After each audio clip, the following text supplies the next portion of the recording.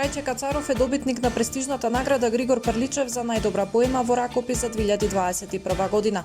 Кацаров ја добива наградата за поемата Цветко. Вевчанскиот карневал започнува утре напладне со отворање на мултикултурниот центар Коста Србаковски, а ќе заврши на 14 јануари со традиционалното палење на маските. Омикрон сојот детектиран кај 27 случаи во Охрид при секвенционирање на позитивни примероци од 5 до 10 јануари.